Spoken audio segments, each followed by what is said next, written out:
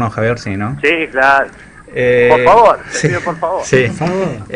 Javier, vimos una actividad que hiciste vos la semana pasada, y bueno, la verdad que nos queríamos charlar acerca de esos temas, ¿no? Y uno de los temas que queríamos hablar con vos era qué estrategias utilizó la derecha para llegar al gobierno. ¿Nos podés comentar un poquito, más allá de que nos damos cuenta? Eso es para un seminario, no para una charla radial nada más, ¿no? Sí, tal cual. Para un seminario completo. Tal cual. Bueno, son muchas las estrategias que se utilizaron, no es una sola, y además la estrategia no fue solo local, sino que fue internacional. Básicamente, se trató como una estrategia coordinada que, si uno la ve desde el punto de vista histórico, ve qué fue pasando en América Latina todos estos años,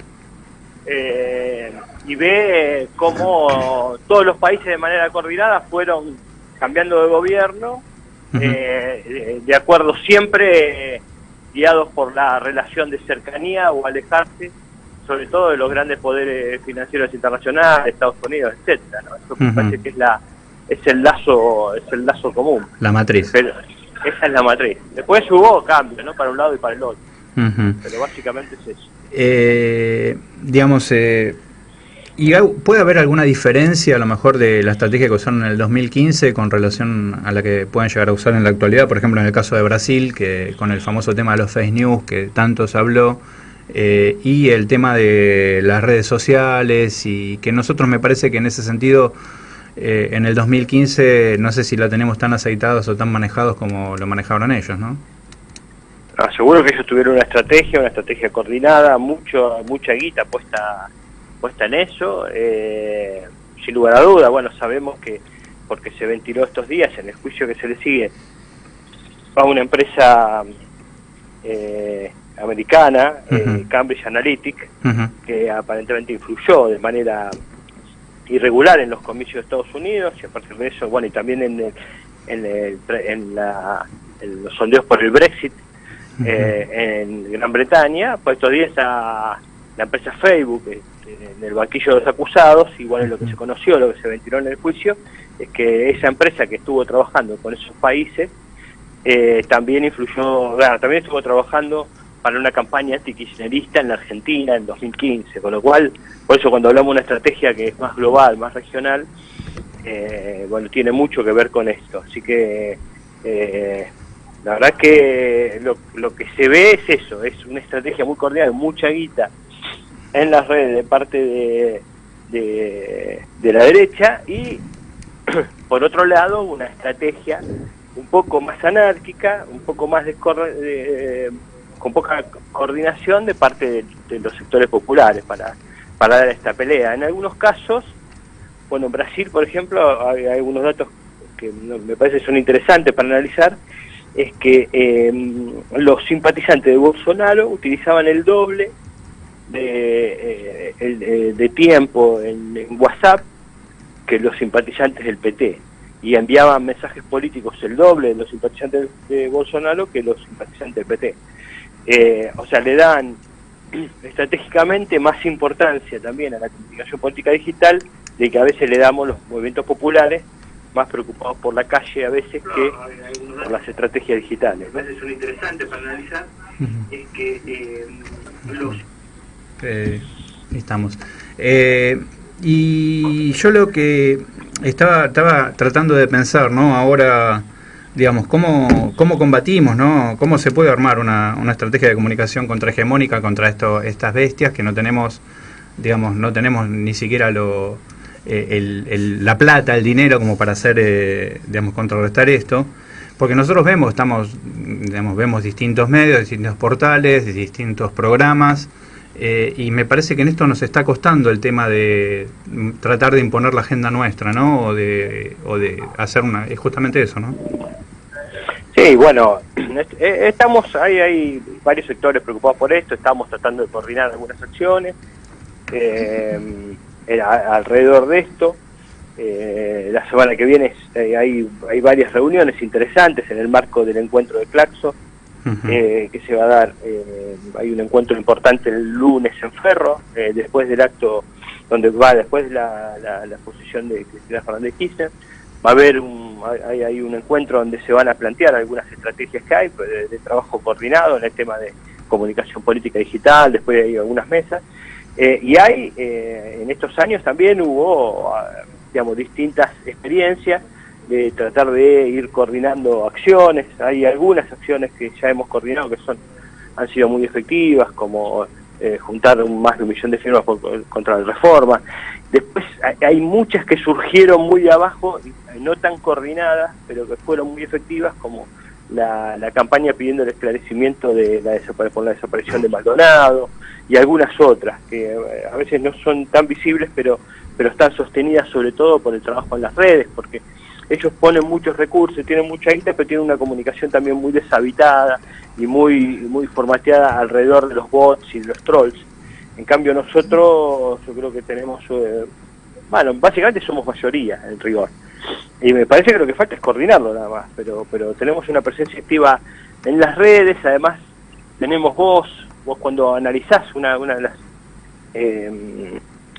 de las características de la comunicación digital es que uno puede leerlo, eso lo puede ver.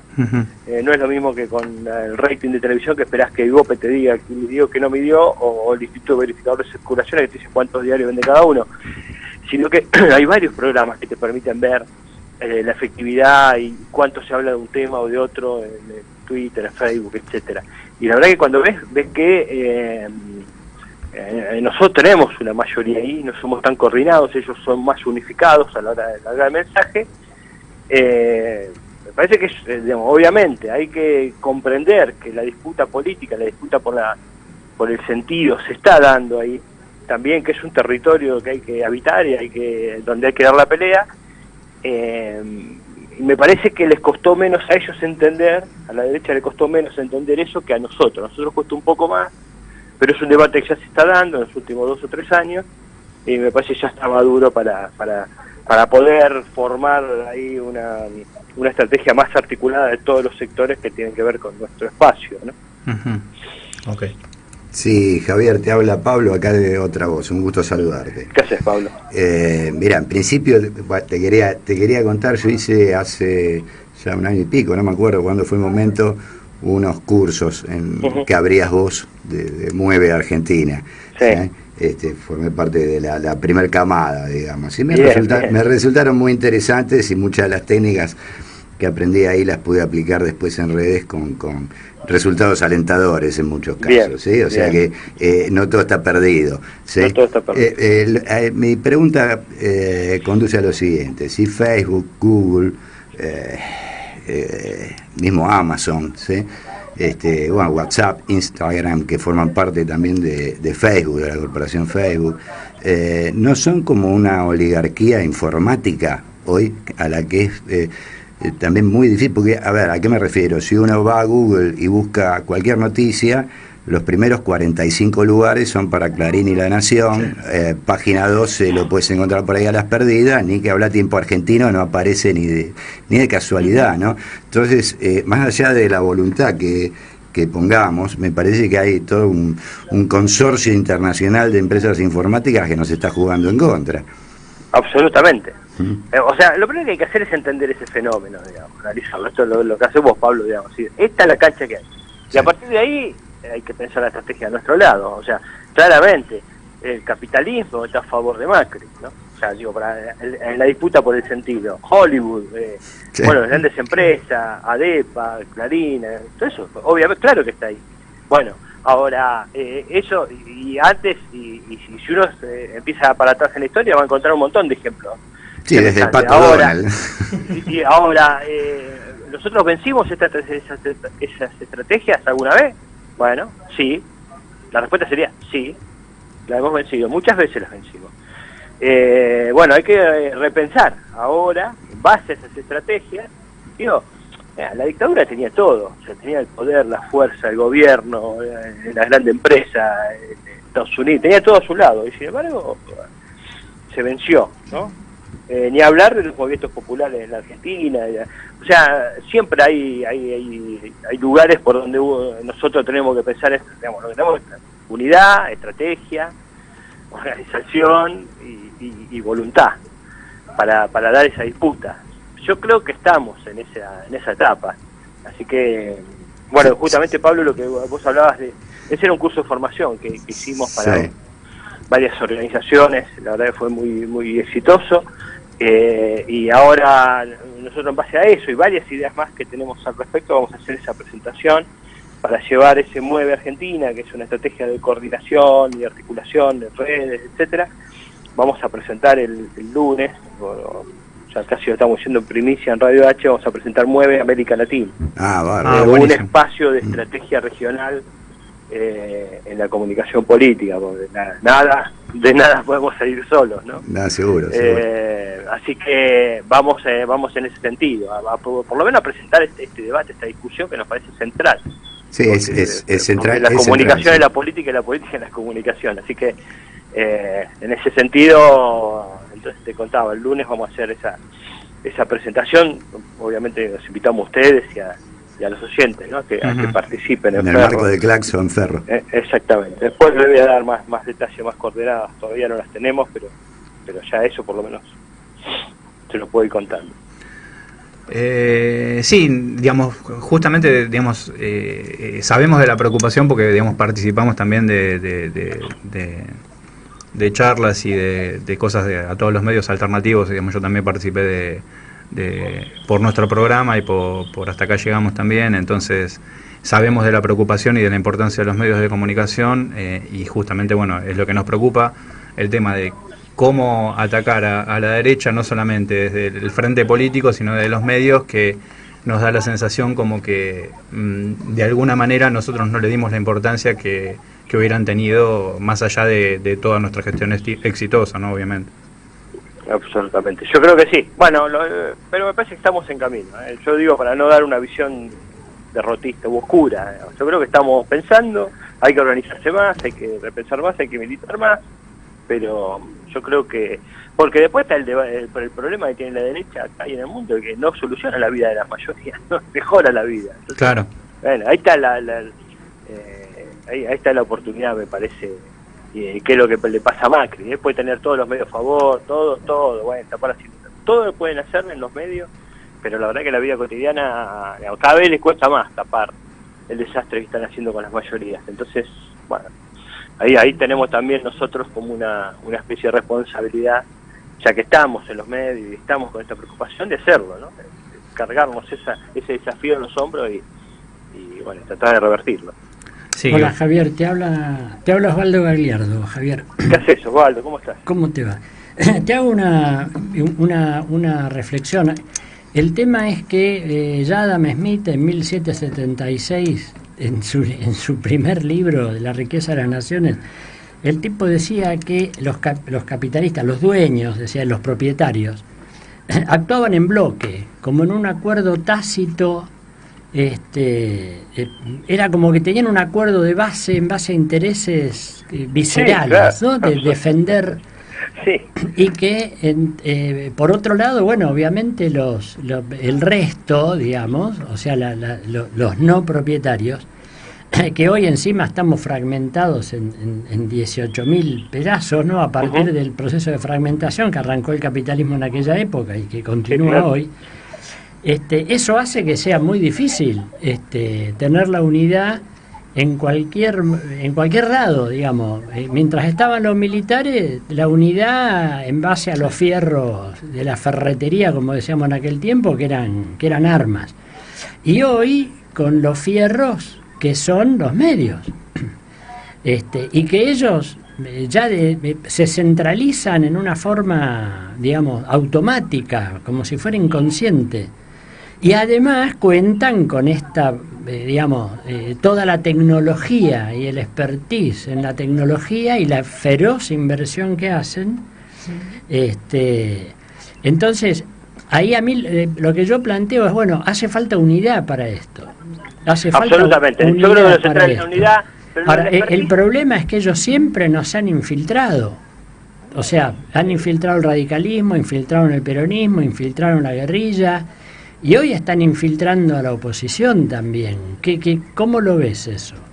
Sí, pero lo que pasa es que la ventaja de los movimientos de las mayorías es que podemos hacer las cosas de cara a la gente, a la sociedad. No es una sociedad secretista que puede hacer algo en la oscuridad como le pasa a los grupos minoritarios. Los grupos mayoritarios, bueno, nada, nos juntamos, discutimos, debatiremos, con aquellos que creemos que le están haciendo juego diremos, aquellos que no creemos que están haciendo juego a la derecha, pero después las mayorías tienen claro quiénes son las conducciones que los apoyan y los siguen y están en defensa de sus intereses y quienes no están en defensa de sus intereses, y bueno, hay que ir dando la pelea con inteligencia, sin sectarismo, tratando de ver cómo se resuelve eso de la mejor manera, en búsqueda de la unidad y dar la pelea. Yo creo que es correcta tu apreciación, Osvaldo. Me parece que central es eso, es entender que ellos están juntos, nosotros tenemos que estar juntos. Claro. O sea, tenemos que lograr la unidad. Y si somos mayoría y conseguimos la unidad, hay que recuperar por lo menos el poder del dominio del Estado en el 19. Claro, y ver de qué manera nosotros manejamos una problemática que ellos no tienen. O sea, en general, ellos no han tenido traidores. O sea, hay muy pocos de ellos que se han apartado del camino. Vos fíjate que estoy pensando, ¿no?, que hay miles de militares que saben, tienen un montón de información y prácticamente ninguno, o sea, actúan realmente en una forma broquelada total. En cambio, nosotros tenemos que tener sistemas de control y de previsión de todo esto, que se hace difícil porque es difícil comunicarnos, porque, bueno, la comunicación hegemónica está en manos de ellos. Pero bueno, como bien decís vos, hay que pelearla, hay que militarla y hay que aprender. Ese es nuestro desafío. Bueno, en eso estamos y perdón que te corte, pero sé que tenés una actividad, Javier, y no te quería... Sí, por eso yo irrumpí ahora medio cortando un poco el tema de la entrevista, les pido disculpas acá a los compañeros. Pero bueno, cuando quieran, nos juntamos cuando quieran y debatimos, o sea, obviamente, así que... Sí, lo que te voy a pedir es después, por favor... Conectémonos después por WhatsApp, así les paso bien los datos de los encuentros, ¿vale? Exactamente, dale. Yo justamente te iba a pedir eso. Te mando un abrazo grande. Muy grande para todos. Gracias. Un abrazo, chau. Gracias, chao. Perdón, compañeros, pero sabía de lo de la actividad del profe Romero y... 1:30 entra clase. Claro, así que bueno, siempre es útil y es importante hablar con gente experimentada acerca de los medios, y me da la sensación como que bueno, estamos todos en el mismo camino, ¿no? De ver cómo se logra esa bendita palabra del tema de la unidad, ¿no? Que no es tan fácil, digamos, ¿no? Ni en términos políticos ni en términos comunicacionales. No es fácil porque corres el riesgo de dejar afuera gente que suma y de meter adentro gente que resta, y que en el mediano plazo, largo plazo, recién te vas a dar cuenta quién es quién. Y encima hoy, que ya sabemos de varios quiénes son, lamentablemente, como han convencido a un porcentaje importante de los votantes, bueno, es como que estás en la duda, ¿cómo haces para quedarte con los votantes y no quedarte con el traidor adentro? Pero hacemos la unidad a cualquier precio y en aras de ganar las elecciones, o nos mantenemos en un purismo ideológico y corremos el riesgo de perder. Pero no es un purismo, no es un purismo ideológico, porque en realidad la ideología acá no nos preocupa mucho. El problema es meterte encima un personaje que no es que tiene divergencias, ¿no?, con la ideología nuestra o hegemónica nuestra, sino que sabés que en un momento va a sacar el revólver y te va a pegar un tiro en la cabeza. Que en el momento más jodido. Sí, está bien, pero yo pensaba que lo saque después de ganar las elecciones en 2019. Hay que tirarlo del barco antes que hay que tirarlo del barco, pero primero que se suban todos al barco, porque no llegamos, porque a mí me preocupa una maravilla el profe, pero el optimismo que no va de la mano con los tiempos. Exacto. estamos a muy poco tiempo ya, está como, ¿no? Mucho debate, se nos va el año. Sí, pasa todo muy rápido. Ya estamos en 2019. 4 meses. Sí. Navidad, ya estamos prendiendo el arbolito de Navidad. Sí. Entonces me parece que debate ya. Eso es lo que nos genera una cierta impotencia, una cierta inseguridad, digamos, ¿no? A nosotros, ya sean en términos políticos, que decimos, siempre hablamos, la semana pasada hablamos con Pablo Micheli, contentos del frente sindical, y después el mismo Pablo nos dijo, bueno, siempre nos falta el peso, los 5 para el peso. Obviamente el movimiento sindical, nosotros como oposición, nosotros como en los medios de comunicación. Entonces, estamos, capaz que no son los tiempos políticos. Exacto. La ansiedad la ansiedad que estamos tratando de manejar, que a nosotros desde el lado particular o individual nos parece muy próximo, y capaz que los tiempos políticos son otros, no sé, digo, ojalá, digamos, ¿no? La urgencia de cómo están vaciando el país, ¿no? Exacto. Es lo básico, lo principal. Y lo que tendremos que remar. Así que bueno, vale, Nati, te pido muy buenos días. Primero, soy un maleducado, no te saludé, pero hoy fue por toda la vorágine del programa. Ponernos el primer tema del programa y volvemos con nuestro segundo entrevistado.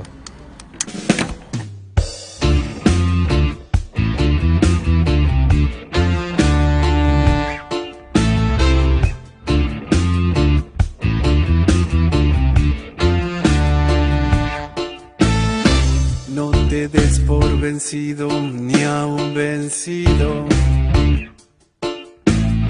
No te sientas esclavo ni a un esclavo. Trémulo de pavor, piénsate bravo. Y arremete feroz, llama al herido.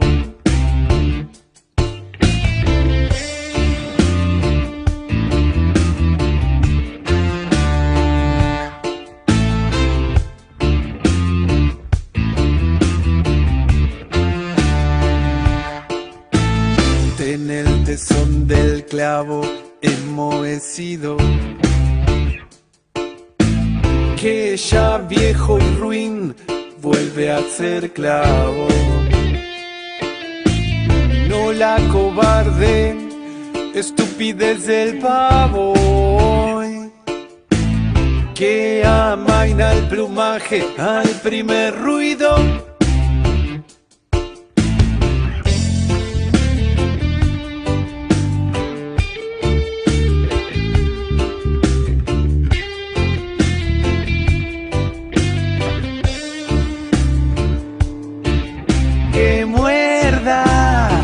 Y vocifere vengadora, ya rodando en el polvo tu cabeza. Que muerda y vocifere vengadora, ya rodando en el polvo tu cabeza.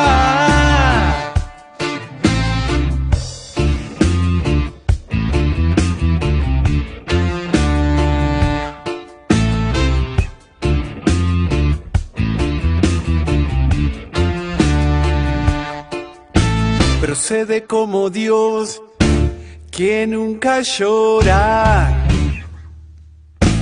o como Lucifer, que nunca reza, o como el robledal, cuya grandeza necesita del agua y no la implora.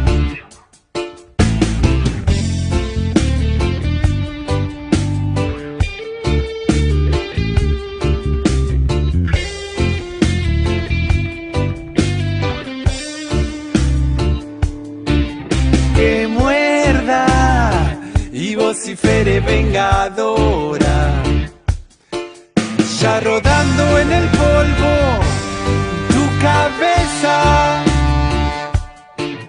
Que muerda y vocifere vengadora, ya rodando en el polvo tu cabeza.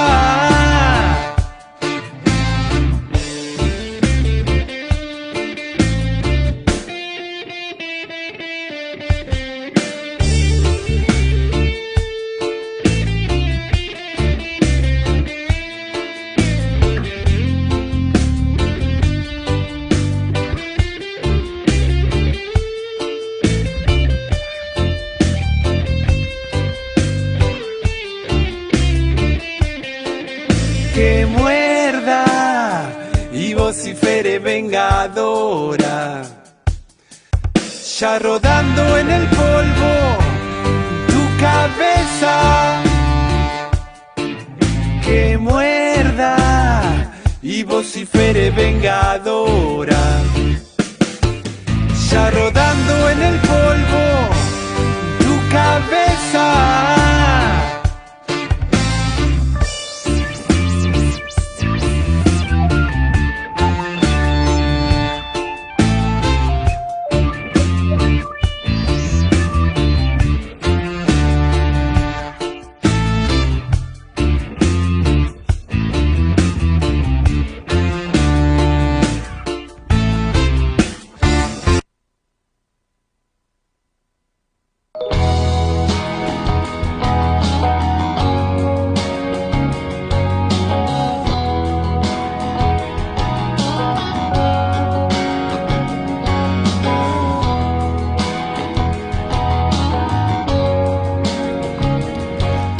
Bueno, regresamos de nuestro segundo bloque habiendo escuchado Pivo Avanti de La Orilla Rey. Hernán, me sorprendes con la musicalización. Que es básicamente el relato de Almafuerte llevado a canción en una versión reggae. Ah, mira.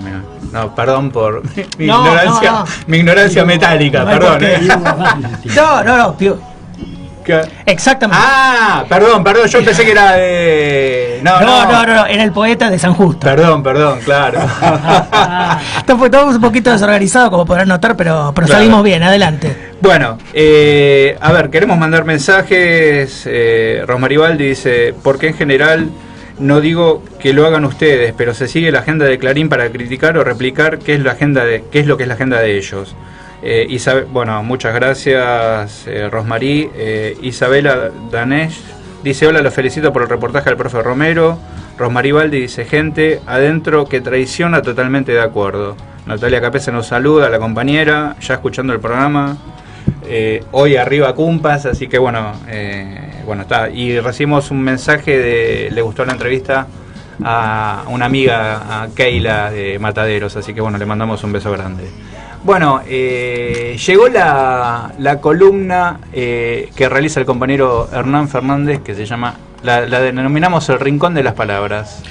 Bueno, hoy la verdad es que es un orgullo trabajar este autor y compartirlo con todos ustedes, porque es un autor que todos los escritores que lo seguimos de alguna forma, si escribimos un poco reo o en tono calle o escribimos sobre las miserias de los seres humanos, la miseria de nuestra especie, tenemos mucho que le debemos. Y vamos a hablar de Roberto Emilio Gofredo Arlt. Nació en el barrio de Flores en 1900 y murió en 1942. Como les decía, todos los escritores que nos la damos de reos, que escribimos sobre la calle, que escribimos desde un lenguaje más vulgar, si se quiere, por supuesto que le debemos mucho, porque Roberto Arlt es un autor que escribe desde un naturalismo y al mismo tiempo, y ahora lo vamos a comprobar, ¿no? Un humor muy sarcástico, muy destacada la bajeza humana, y aprende y nos enseña de alguna forma a burlarnos de la grandeza y de los lados más oscuros de la humanidad. Por supuesto, bueno, también cabe destacar que más allá de su estilística era un gran periodista y tenía esa cuestión, por un lado, en España se le diría barrio bajero, de describir las bajezas del ser humano, pero por otro lado tenía la capacidad del texto impecable de todo periodista, ¿no? A la hora de poder, estamos con interferencias, pero no importa. Bueno, y como les iba diciendo, tiene ese aspecto limpio, por un lado del periodista, en narrar, en hacer crónicas, y por otro lado ese aspecto más sucio, si se quiere, de la estilística de Roberto Arlt. Fue difícil, la verdad, elegir dos textos de él, que fuesen cortos y que fueran contundentes y que de alguna manera marcasen el estilo bien contundente de Roberto Arlt. El primero es una crónica que salió en Aguasfuertes porteñas y se llama La terrible sinceridad, que dice así: me escribe un lector, le ruego me conteste muy seriamente de qué forma debe uno vivir para ser feliz. Estimado señor, si yo pudiera contestarle seria o humorísticamente, ¿de qué modo debe vivirse para ser feliz? en vez de estar pergeñando notas, sería, quizá, el hombre más rico de la tierra, vendiendo únicamente a 10 centavos la fórmula para vivir dichoso. Ya ve qué disparate me pregunta. Creo que hay una forma de vivir en relación con los semejantes y consigo mismo, que si no concede la felicidad, le proporciona al individuo que la practica una especie de poder mágico de dominio sobre sus semejantes. Es la sinceridad. Ser sincero con todos, y más todavía consigo mismo, aunque se perjudique. Aunque se rompa el alma contra el obstáculo. Aunque se quede solo, aislado y sangrando. Esta no es una fórmula para vivir feliz. Creo que no. Pero si lo que es para tener fuerza es examinar el contenido de la vida, cuyas apariencias nos marean y engañan de continuo. No mire lo que hacen los demás. No se le importe un pepino de lo que opine el prójimo. Sea usted mismo sobre todas las cosas, sobre el bien y el mal, sobre el placer y sobre el dolor, sobre la vida y la muerte. Usted y usted, nada más. Y será fuerte como un demonio entonces. Fuerte a pesar de todos y contra todos. No importe que la pena lo haga dar de cabeza contra la pared. Interróguese siempre, en el peor minuto de su vida, lo siguiente: ¿soy sincero conmigo mismo? Y si el corazón le dice que sí, y tiene que tirarse un pozo, tírese con confianza. Siendo sincero, no se va a matar. Esté segurísimo de eso. No se va a matar porque no se puede matar. La vida, la misteriosa vida que rige nuestra existencia, impedirá que usted se mate tirándose al pozo. La vida, providencialmente, colocará 1 metro antes de que usted llegue al fondo un clavo donde se engancharán sus ropas y usted se salvará. Me dirá usted, ¿y si los otros no comprenden que soy sincero?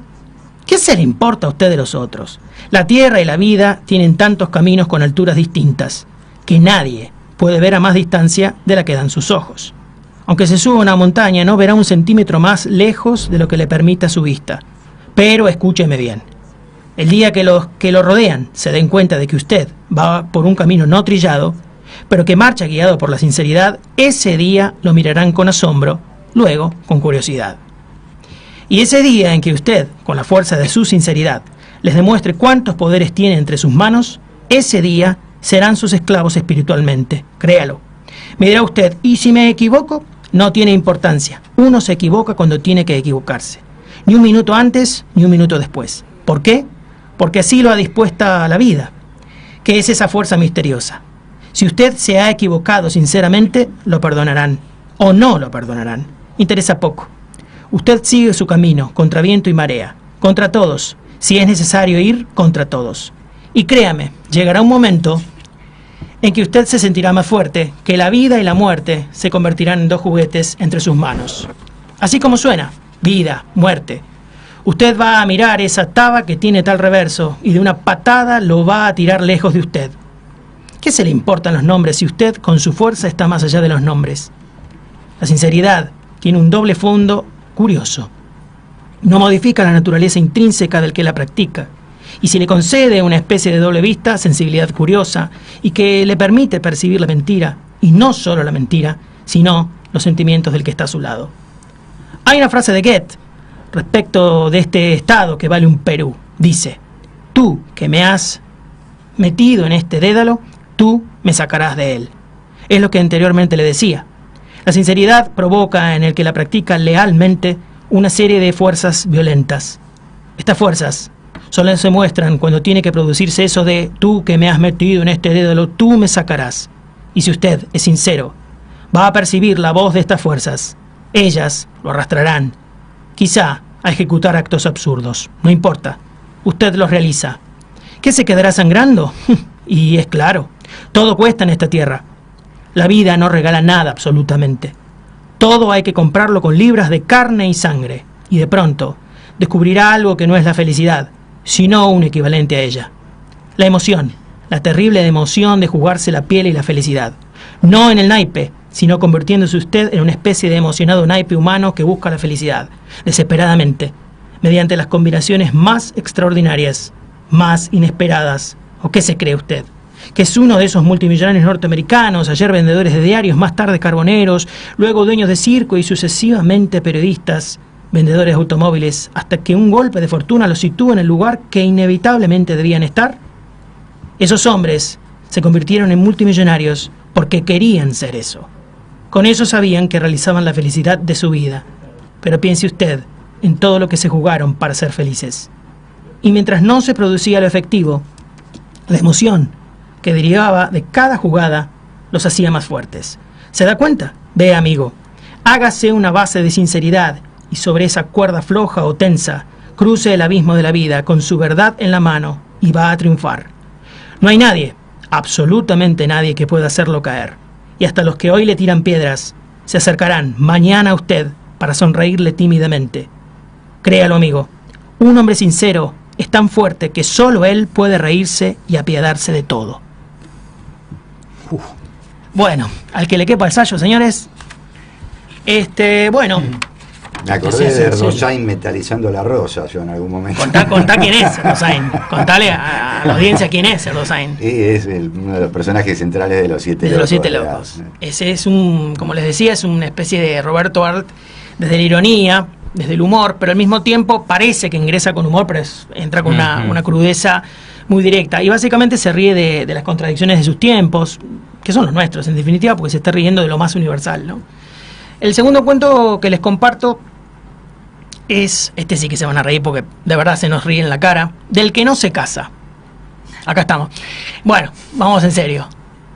Yo me hubiera casado, antes sí, pero ahora no. ¿Quién es el audaz que se casa con las cosas como están hoy? Yo hace 8 años que estoy de novio. No me parece mal, porque uno antes de casarse debe conocerse, o conocer al otro, mejor dicho. Que el conocerse uno no tiene importancia, y conocer al otro, para embromarlo, sí vale. Mi suegra, o mi futura suegra, me mira y gruñe cada vez que me ve. Y si yo le sonrío, me muestra los dientes como un mastín. Cuando está de buen humor, lo que hace es negarme el saludo, o hacer que no distingue la mano que le extiendo al saludarla. Y eso que, para ver lo que no le importa, tiene una mirada agudísima. A los 2 años de estar de novio, tanto ella como yo nos acordamos que para casarse se necesita empleo. Y si no empleo, cuando menos, trabajar con capital propio o ajeno. Empecé a buscar empleo. Puede calcularse un término medio de 2 años la búsqueda de empleo. Si tiene suerte, usted se coloca al 1 año y medio, y si anda en la mala, nunca. A todo esto, mi novia y la madre andaban a la greña. Es curioso. Una contra usted y la otra a su favor. Siempre tiran a lo mismo. Mi novia decía, vos tenés razón, pero ¿cuándo nos casamos, querido? Mi suegra, en cambio, usted no tiene la razón de protestar. De manera que haga el favor de decirme cuándo se puede casar. Yo miraba. Es extraordinariamente curiosa la mirada del hombre que está entre una furia amable y otra rabiosa. Se me ocurre que Carlitos Chaplin nació de la conjunción de 2 miradas así. Él estaría sentado en un banquito, la suegra por un lado lo miraba con fobia, por el otro la novia con pasión, y nació Charles, el de la dolorosa sonrisa torcida. Le dije a mi suegra, para mí una suegra futura suegra, está en su peor fase durante el noviazgo, sonriendo con melancolía y resignación, que cuando consiguiera un empleo me casaba. Y un buen día consigo un puesto. ¿Qué puesto? 150 pesos. Casarse con 150 pesos significa nada menos que ponerse una soga al cuello. Reconocerán ustedes, con justísima razón, aplacé el matrimonio hasta que me ascendieran. Mi novia movió la cabeza aceptando mis razonamientos. Cuando son novias, las mujeres pasan por un fenómeno curioso. Aceptan todos los razonamientos. Cuando se casan, el fenómeno se invierte. Somos los hombres los que tenemos que aceptar sus razonamientos. Ella aceptó, y yo tuve el orgullo de afirmar que mi novia era inteligente. Me ascendieron a 200 pesos. Cierto es que 200 pesos son más que 150, pero el día que me ascendieron, descubrí que con un poco de paciencia se podía esperar otro ascenso más, y pasaron 2 años. Mi novia puso cara de piola, y entonces, con gesto digno de un héroe, hice cuentas. Cuentas, claras y más largas que las cuentas griegas que, según me habían dicho, eran interminables. Le demostré con el lápiz en una mano, el catálogo de los muebles en otra y un presupuesto de Longobardi encima de la mesa. Que era imposible todo casorio sin un sueldo mínimo de 300 pesos, cuando menos 250. Casándose con 250 había que invitar con masas podridas a los amigos. Mi futura suegra escupía veneno. Sus ímpetus llevaban un ritmo mental sumamente curioso, pues oscilaban entre el homicidio compuesto y el asesinato simple.